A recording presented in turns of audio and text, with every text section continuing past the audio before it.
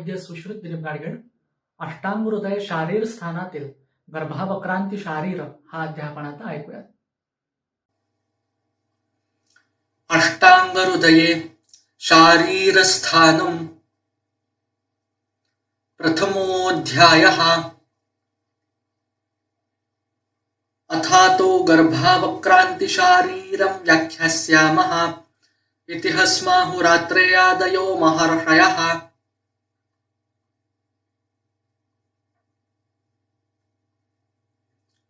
शुद्धे शुक्रार्तवे सत्त्वः स्वकर्मक्लेशचोदितः गर्भः सम्पद्यते युक्तिवशादग्निनिवारणौ.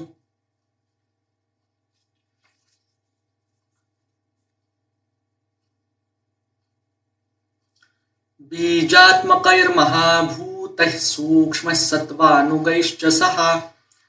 मातुश्चाहाररसजः क्रमात् कुक्षौ विवर्धते.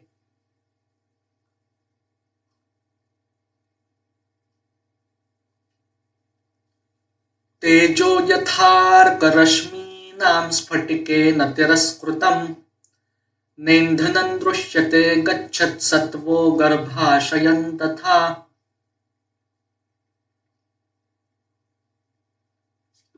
कारणानुविधायत्वात् कार्याणां तत्स्वभावता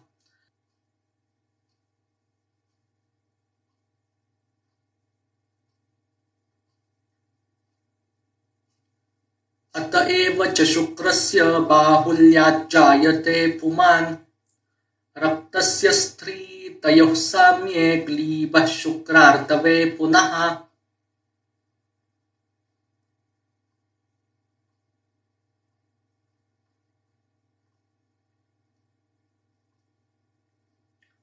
वायुना बहुशो भिन्ने यथा स्वं बह्वपत्यता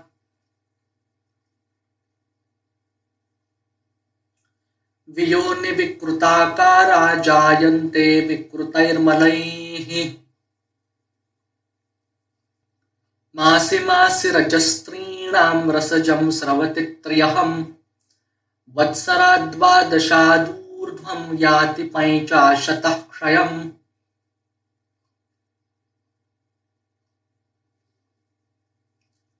पूर्णषोडशवर्षा स्त्री पूर्णविंशेन संगता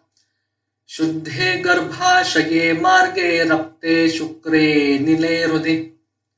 वीर्यवन्तं सुतं सूते ततो न्यूनाब्दयोः पुनः.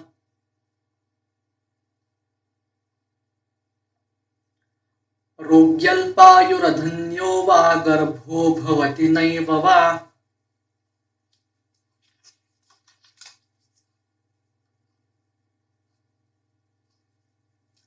वातादिकुणपग्रन्थिपूयक्षीणमलाभ्वयम् बीजासमर्थं रेतोस्रं स्वलिङ्गैर्दोषजं वदेत्. रक्तेन कुणपं श्लेष्म वाताभ्यां ग्रन्थिसन्निभं पूयाभं रक्तपित्ताभ्यां क्षीणं मारुतपित्ततः.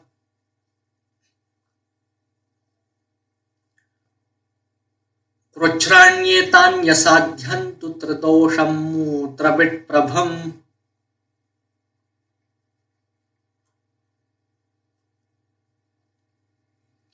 कुर्यात् वातादिभिर्दुष्टे स्वौषधं कुणपे पुनः.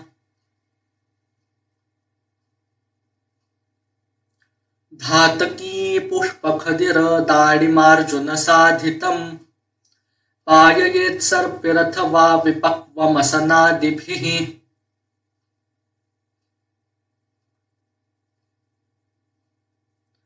पलाशभस्माश्मभिधा ग्रन्थ्याभे पूयरेतसि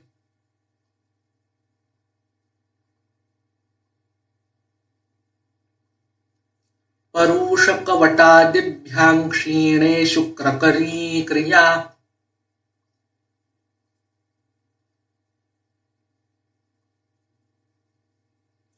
संशुद्धो विट्प्रभे सर्पिर्हिङ्गुसेव्यादिसाधितम्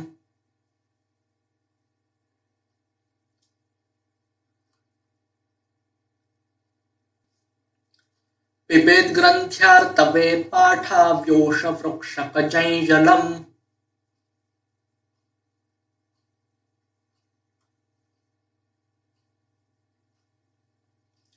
पेयं पुनपपूयाश्रे चन्दनं वक्ष्यते तु यत् गुह्यरोगे च तत्सर्वं कार्यं सोत्तरवस्तिकम्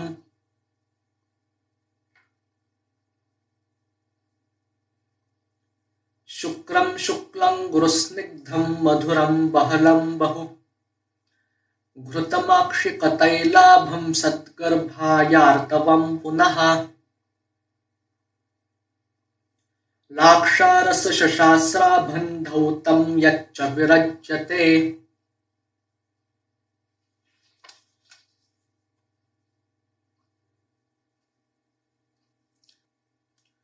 शुद्धशुक्रार्तवं स्वस्थं संरक्तं मिथुनं मिथः स्नेहैपुंसवनैः स्निग्धं शुद्धं शीलितवस्तिकम्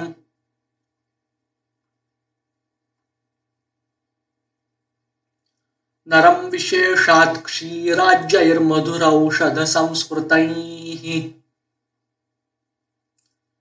नारीन् तैलेन माशैश्च पित्तलैः समुपाचरेत्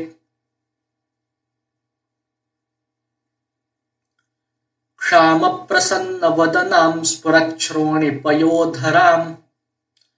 स्वस्ताक्षिकुक्षिं पुंस्कामां विद्याधृतुमतीं स्त्रियम्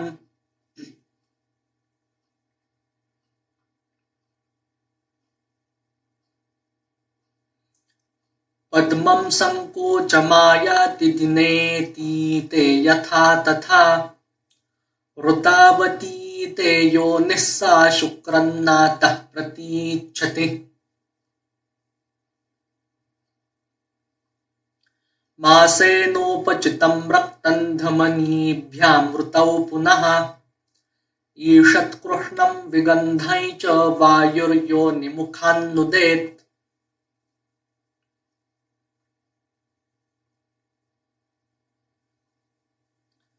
ततः पुष्पे क्षणादेव कल्याणध्यायिनी त्र्यहम् मृजालङ्काररहिता दर्भसंस्तरशायिनी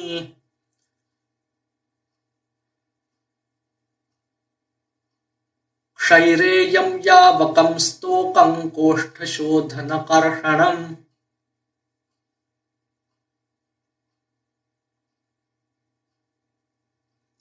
पर्णे शरावे हस्ते वा भुञ्जीत ब्रह्मचारिणी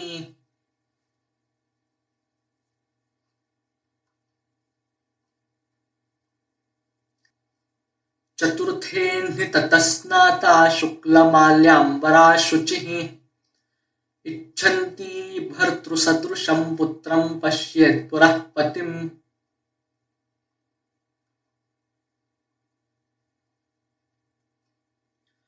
ऋतुस्तु द्वादश निशः पूर्वास्तिस्रोऽत्र निन्दिताः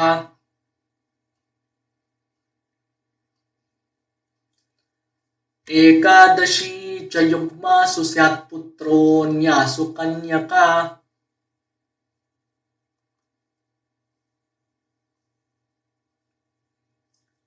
उपाध्यायोऽथ पुत्रीयं कुर्वीत विधिवद्विधिम् नमस्कारपरायास्तु शूद्राया मन्त्रवर्जितम्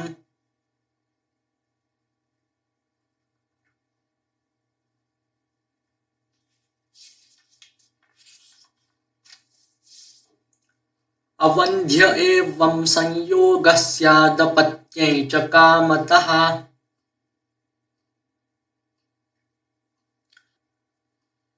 सन्तो ह्यायुरपत्यार्थं दम्पत्योः सङ्गतिं रहः दुरपत्यं कुलाङ्गारो गोत्रे जातं महत्यपि इच्छेतां यादृशं पुत्रं तद्रूपचरितांश्च तौ चिन्तयेतां जनपदांस्तदाचारपरिच्छदौ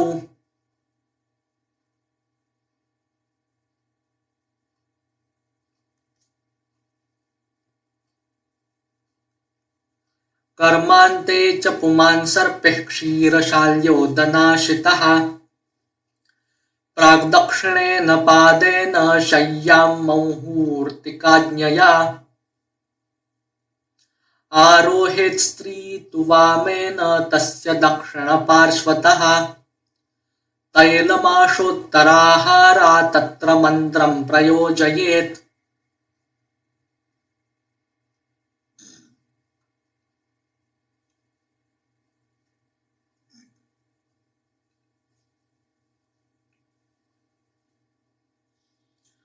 ॐ आहिरसि आयुरसि सर्वतः प्रतिष्ठासि धाता त्वां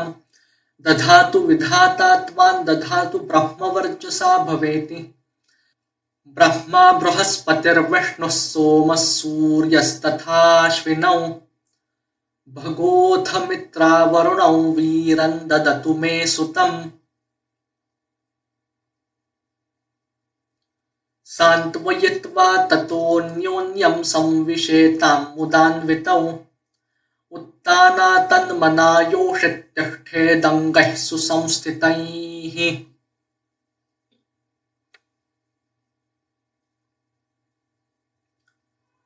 तथा हि बीजं गृह्णाति दोषैः स्वस्थानमास्थितैः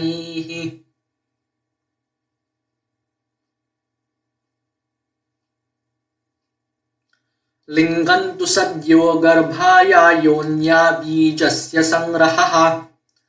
तृप्तिर्गुरुत्वं स्फुरणं शुक्रास्राननुबन्धनम्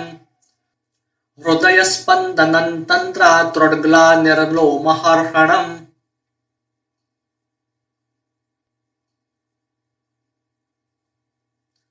अव्यक्तः प्रथमे मासि सप्ताहात् कलली भवेत् गर्भः पुंसवनान्यत्र पूर्वं व्यक्तेः प्रयोजयेत्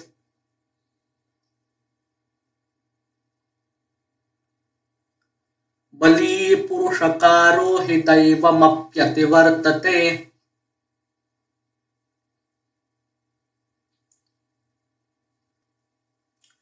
पुष्ये पुरुषकं हैमं राजतं वाथवायसम् कृत्वाग्निवर्णं निर्वाप्य क्षीरे तस्याञ्जलिं पिबेत् गौरदण्डमपामार्गैर्जीवकर्षभसैर्यकान् पिबेत् पुष्ये जले पिष्टानेकद्वित्रिसमस्तशः क्षीरेण श्वेतबृहती मूलन्नासापुटे स्वयं पुत्रार्थं दक्षिणे संचेद्वामे दुहितृवाञ्छया पयसा लक्ष्मणामूलं पुत्रोत्पादस्थितिप्रदम्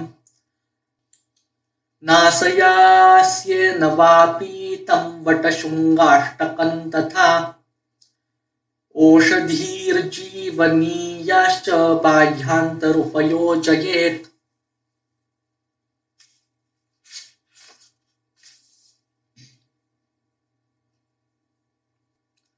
उपचारः प्रियहितैर्भर्त्रा भृत्यैश्च गर्भधृक् नवनीतघृतक्षीरैः सदा जैनामुपाचरेत्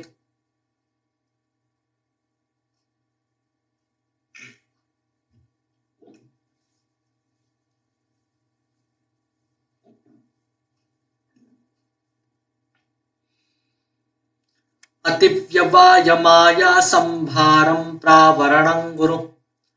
अकालजागरस्वप्नं कठिनोत्कटकासनम् शोकक्रोधभयोद्वेगवेगश्रद्धाविधारणम् उपवासाध्वतीक्ष्णोष्णगुरुवेष्टम्भिभोजनम् रक्तन्निवसनं श्वभ्रकूपेक्षां मध्यमामिषम् उत्तानशयनं यच्च स्त्रियो नेच्छन्ति तत्यजेत् तथा रक्तश्रुतिं शुद्धिं वस्तिमामासतोऽष्टमात् एभिर्गर्भः स्रवेदामः कुक्षौ शुष्येन्म्रियेत वा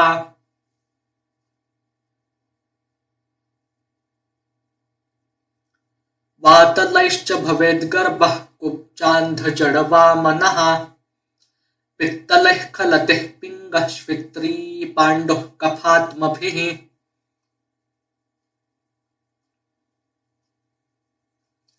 व्याधींश्चास्या मृदुसुखैरतीक्ष्णैरौषधैर्जयेत्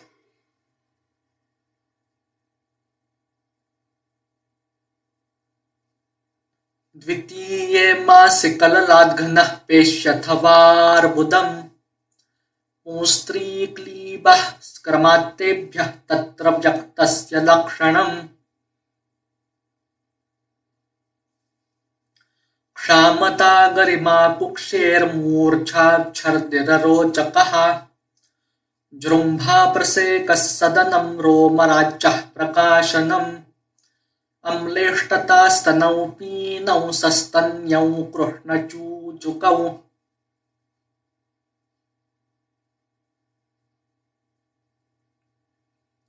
पादशोभो विदाहोऽन्ये श्रद्धाश्च विविधात्मिकाः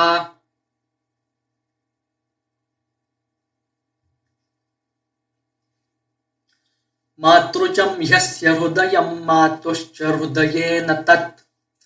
सम्बद्धन्ते न गर्भिण्या नेष्टं श्रद्धा विमाननम्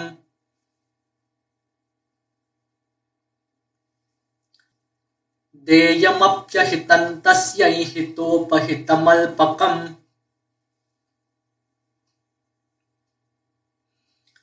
श्रद्धाविघाताद् गर्भस्य विकृतिश्च्युतिरेव वा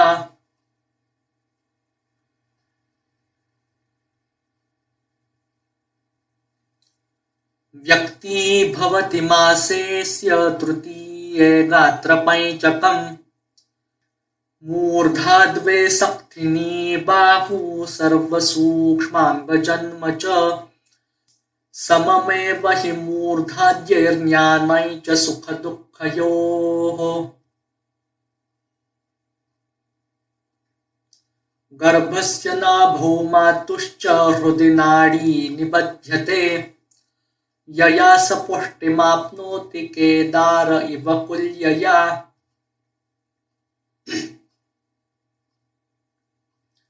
चतुर्थे व्यक्तताङ्गानां चेतनायाश्च पञ्चमे षष्ठे स्नायुशिरारोम बलवर्णनखत्वचाम्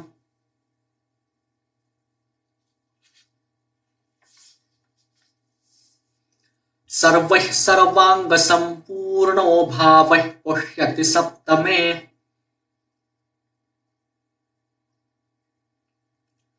गर्भेणोत्पीडिता दोषास्तस्मिन् हृदयमाश्रिताः कण्डूं विदाहं कुर्वन्ति गर्भिण्यः किक्विसानि च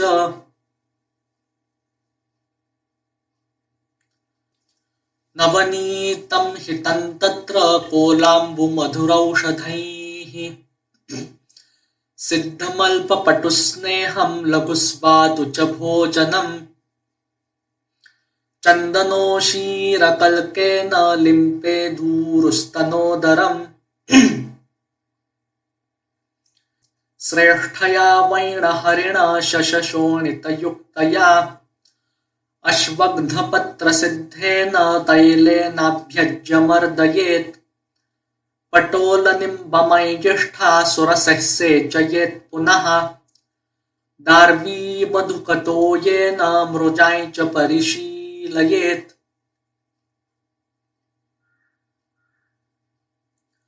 ओजोष्टमे संचरति माता पुत्रौ मुहुः क्रमात् तेन तौ म्लानमुदितौ तत्र जातो न जीवति शिशुरोजो नवस्थानान्नारी संशयिता भवेत्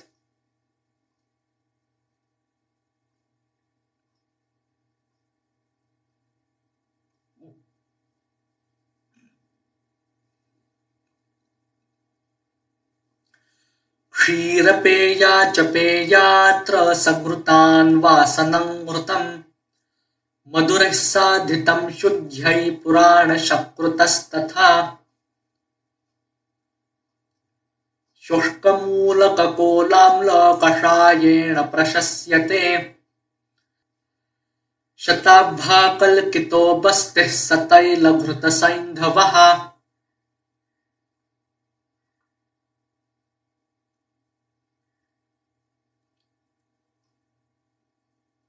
तस्मिंस्त्वेका हयातेऽपि कालस्सूते रतः परम्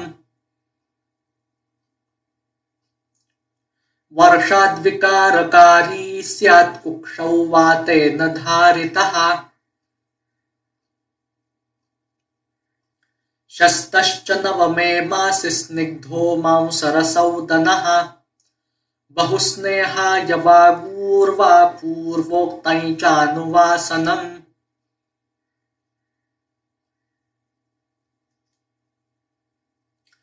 तत एव पिच्वञ् चास्या योनौ नित्यं निधापयेत् वातघ्नपत्रभङ्गाम्भः शीतं स्नानेन हितम् निस्नेहाङ्गीन् न नवमान् मासात् प्रभृति वासयेत्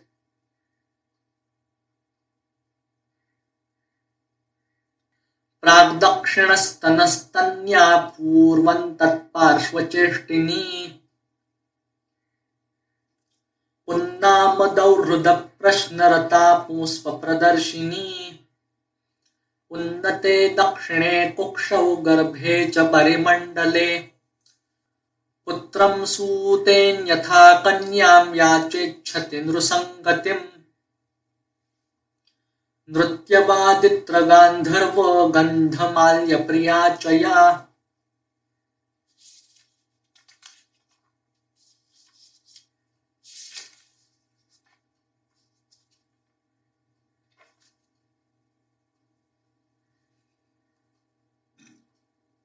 क्लीबन्तत्सङ्करे तत्र मध्यं कुक्षिः समुन्नतम् यमौ पार्श्वद्वयोन्नामात् कुक्षौ द्रोण्यामिव स्थिते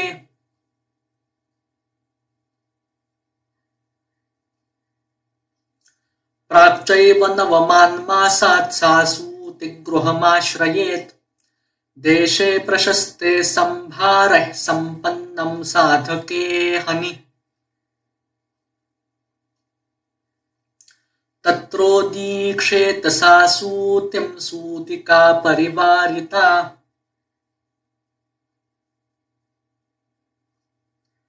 अद्यश्वः प्रसवे ग्लानिः कुक्ष्यः शिश्नथता क्लमः अधो गुरुत्वमरुचिः प्रसेको बहुमूत्रता वेदनोरुदरकटी पृष्ठरुत्पस्तिवंशणे योनिभेदरुजातोदस्फुरणश्रवणानि च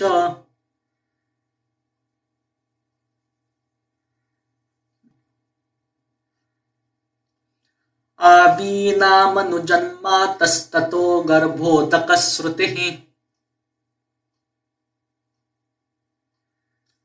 अथोपस्थितगर्भान्ताङ्कृतकौतुकमङ्गलाम् हस्तस्थपुन्नामफलां स्वभ्यक्तोष्णाम्बुसेचिताम् पाययेत्सघृतां पेयान्तनौ भूशयने स्थिताम्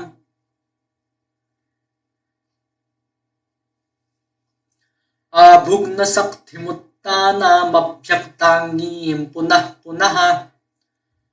अधो नाभिर्विमृद्गीयात् कारयेज्जृम्भचङ्क्रमम्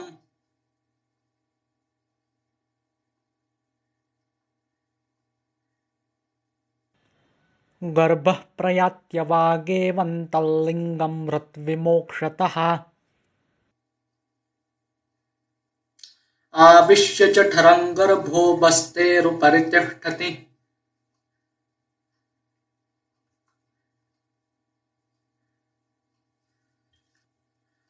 आव्योभित्वरयन्त्येनां खट्वामारोपयेत्ततः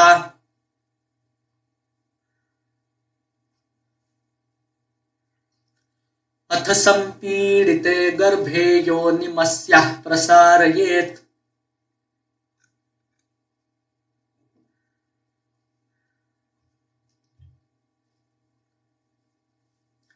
मृदुपूर्वं प्रवाहेत बाढमा प्रसवाच्चसा हर्षयेत्तां मुहुः पुत्रजन्मशब्दजलानिलैः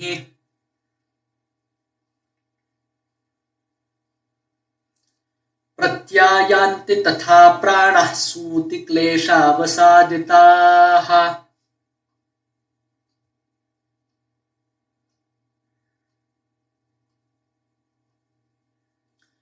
धूपयेद्गर्भसंगे तु योनिं कृह्णाहि कैचुकैः हिरण्यपुष्पीमूलैः च पाणिपादेन धारयेत् सुवर्चनां विशल्यां वा जरायव पतनेऽपि च कार्यमेतत्तथोत्क्षिप्य बाह्वोरेणां विकम्पयेत् कटीमाकोटयेत् पार्ष्ण्यास्फिचौ गाढन्निपीडयेत् तालुकण्ठं स्पृशेद्वेण्या मूर्ध्नि दद्यात् स्नुहीपयः भूर्जलाङ्गलिकी तुम्बी सर्पत्वक्कुष्ठसर्षपैः पृथग्द्वाभ्यां समस्तैर्वा योनिलेपनधूपनम् कुष्ठताली सकल्कं वा सुरामण्डेन पाययेत् यूषेण वा कुलत्थानां बाल्वजेनासवेन वा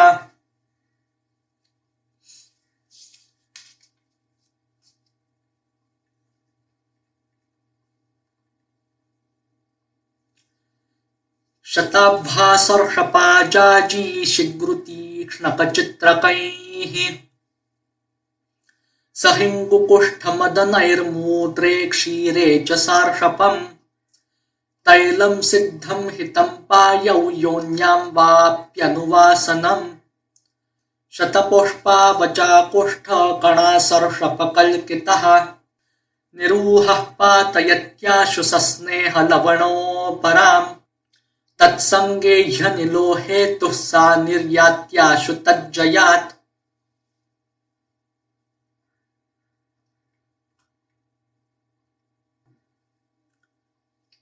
कुशलापाणिनाक्तेन हरेद्दृप्तनखेन वा मुक्तगर्भा परां योनिं तैलेनाङ्गै च मर्दयेत्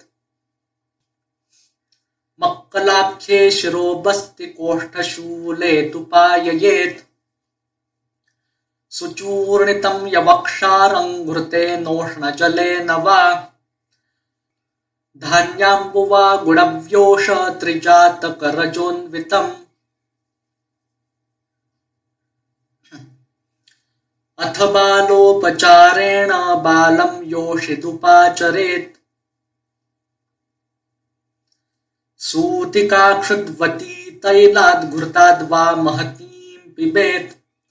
पैञ्चकोलकिनीं मात्रामनुचोषणं गुडोदकम् वातघ्नौषधतोऽयं वा तथा वायुर्न कुप्यति विशुध्यति च दुष्टास्रन्वित्रिरात्रमयं क्रमः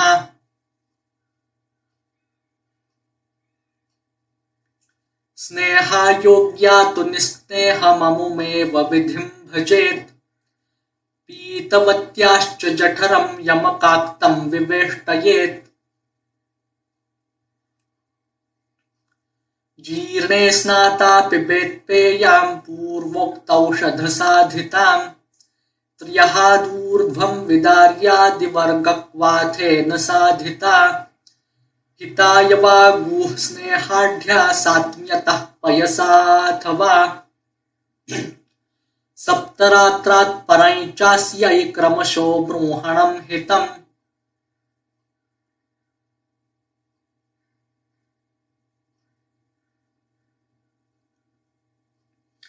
द्वादशाहेनतिक्रान्ते पिशितन्नोपयोजयेत्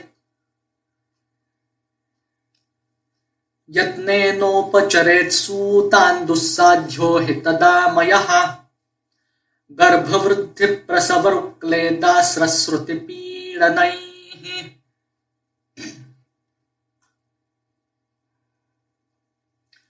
एवञ्च मासादध्यर्थान् मुक्ताहारादियन्त्रणा गतसूताभिधाना स्यात् पुनरार्तवदर्शनात् इति शारीरस्थाने प्रथमोऽध्यायः।